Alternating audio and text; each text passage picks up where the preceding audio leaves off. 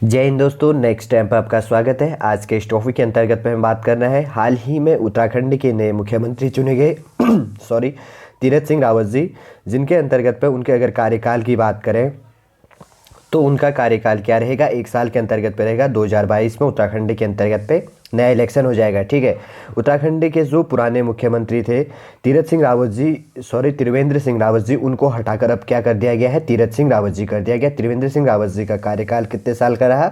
4 साल का रहा। अब जो तीरथ सिंह रावत जी हैं उनका कार्यकाल क्या है? 1 है। ठीक है, अगर उत्तराखंड के अंतर्गत पर राज्य में मंत्रिमंडल के बंटवारे की बात करें,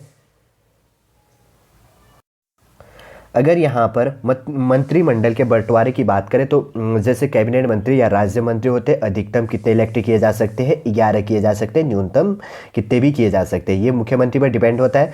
इसके अंतर्गत पे इतना तो आप जान गए होंगे। ठीक है, जो हमारे द्वारा ये टॉपिक आपके लिए डिस्कस किया जाएगा एग्जाम पर्सपेक्टिव से काफ़ी इंपॉर्टेंट हो जाता है और आप इसको ध्यानपूर्वक सुन लीजिएगा।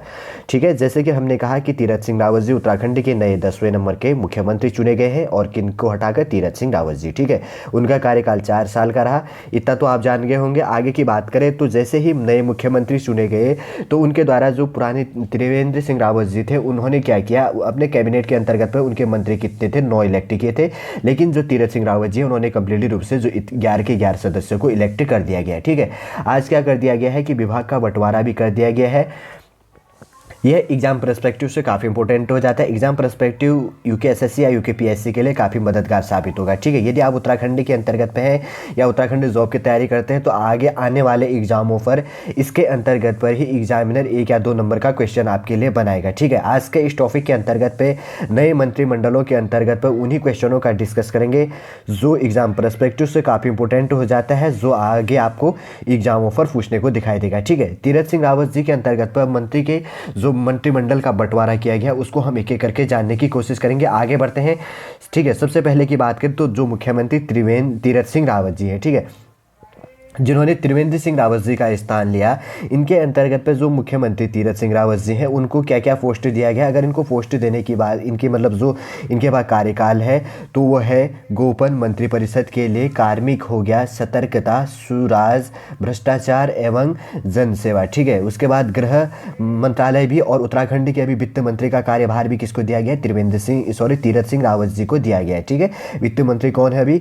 तीरथ सिंह रावत जी हैं। उसके बाद हो गया नियोजन के लिए राज्य संपत्ति, राजस्व, न्याय, तकनीकी शिक्षा, चिकित्सा स्वास्थ्य, नागरिक उड्डयन, सूचना एवं लोक संपर्क, लोक निर्माण विभाग, आबकारी नियोजन, सचिवालय प्रशासन, सामान्य प्रशासन, ग्राम्य विकास, ऊर्जा, औद्योगिक विकास, खनन और अखिल भारतीय सेवा संस्थान का है। इतने कार्यकाल किसके अंतर्गत पे है? उत्तराखंड के मुख्यमंत्री जो अभी तीरथ सिंह रावत जी हैं इनके पास है। ठीक है, वित्त मंत्री काफ़ी इंपॉर्टेंट हो जाता है। उत्तराखंड के अभी वित्त मंत्री कौन है? तो आपका आंसर रहेगा मुख्यमंत्री तीरथ सिंह रावत जी उस कार्यकाल को संभाल। इससे पहले कौन थे? प्रकाश पंत जी थे। उनका क्या हो गया, लगभग पहले निधन हो चुकी, 1-2 साल पहले उनका निधन हो गया, इसलिए वो पद क्या था? रिक्त था। अगर पद रिक्त हो जाता तो उसका कार्यकाल सबसे पहले किसके पास रहता है? जो मुख्यमंत्री होता है वही उस पद को संभालता है। आगे वो क्या करता है? किसी दूसरे सदस्यों को पद का बंटवारा भी कर सकता है या नया इलेक्ट करके चुन सकता है। लेकिन अधिकतम कितने सदस्य चुनने हैं? 11 सदस्य चुनने। ठीक है, मुख्यमंत्री के अंतर्गत पे तो 2021 के अंतर्गत पे हमने जान लिया कि क्या क्या कार्यकाल दिए गए हैं। ध्यानपूर्वक आप इसको फौज कीजिए, स्क्रीनशॉट ले लीजिए और इसको पेन कॉपी लेकर नोट डाउन कर लीजिए, ताकि आपके आने वाले आगे एग्जाम पर इसी के अंतर्गत से कैसे एग्जामिनर क्वेश्चन घुमा के पूछने को आपको दिखाई देगा। यदि आपने टॉपिक याद कर लिया तो आपको आगे कोई दिक्कत नहीं होगी। ठीक है, आगे बढ़ते हैं। अब उसके बाद में जो मंत्रालय है, मंत्रियों के अंतर्गत पे क्या क्या दिया गया है एक एक करके जान लेते हैं। ठीक है, ये भी एग्जाम पर्सपेक्टिव से काफ़ी इंपॉर्टेंट है। अगर सतपाल महाराज, एक एक करके बात कर लेते हैं। सतपाल महाराज जी को क्या क्या दिया गया है?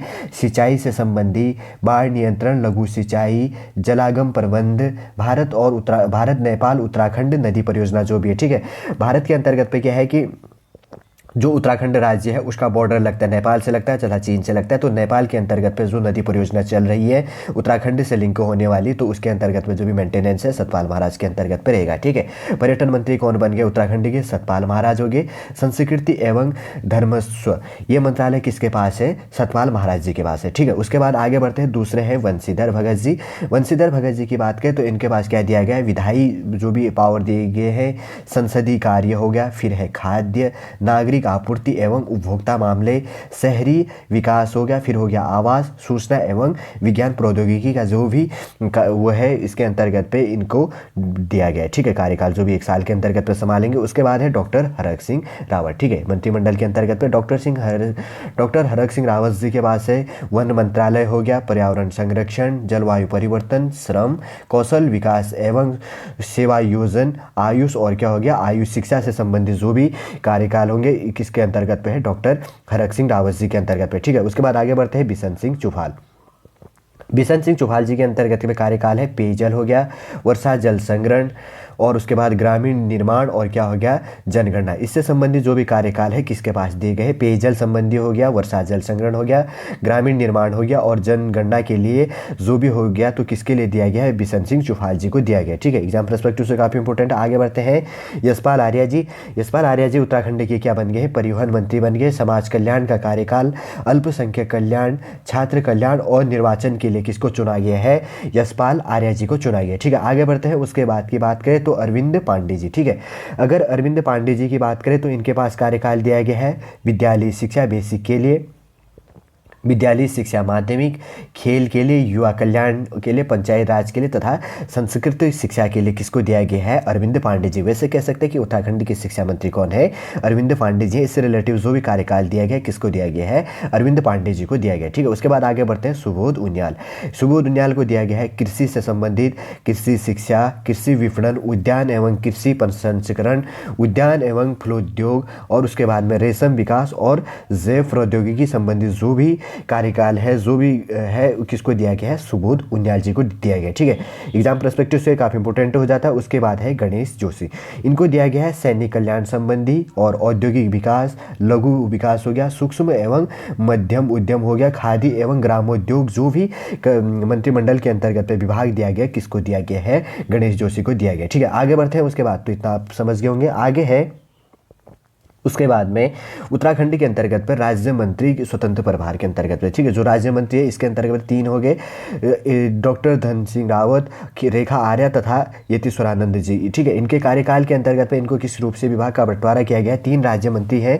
इसके डॉक्टर धन सिंह रावत की बात करें तो इनको दिया गया सहकारिता, प्रोटोकॉल, आपदा प्रबंधन एवं पुनर्वास हो गया तथा हायर जो एजुकेशन है उच्च शिक्षा संबंधी कार्यकाल किसको दिया गया है, धन सिंह रावत जी को दिया गया। ठीक है, मंत्रिमंडल के अंतर्गत पर अगर रेखा आर्या जी की बात करें तो इनको दिया गया है महिला सशक्तिकरण एवं बाल विकास, पशुपालन, दुग्ध विकास तथा मत्स्य पालन संबंधी जो भी कार्यकाल है जो भी इसके अंतर्गत प्रोसेस चलेगा ये किसको दिया गया, उत्तराखंड के अंतर्गत में महिला सशक्तिकरण एवं बाल विकास मंत्री कौन है, तो आपका आंसर क्या रहेगा, रेखा आर्या रहेगा। ठीक है, उसके बाद है यतीश्वरानंद जो अभी नए राज्य मंत्री चुने गए थे, इनको दिया गया है लैंग्वेज संबंधी, पुनर्गठन संबंधी, गन्ना विकास के लिए और चीनी उद्योग के लिए जो कार्य जो दिया गया है इसके अंतर्गत पे किसको दिया गया है, यतीश्वरानंद जी को दिया गया। ठीक है, आज के इस टॉपिक के अंतर्गत पर हमने उत्तराखंड के अंतर्गत पे क्या किया गया है, तीरथ सिंह रावत जी के द्वारा नए मंत्रिमंडल के अंतर्गत पे पदों का बंटवारा किया गया है और 11 सदस्यों को क्या क्या पद बांटे गए हैं, आपके आने वाले विगत एग्जामों के लिए काफ़ी इंपॉर्टेंट हो जाता है। ठीक है,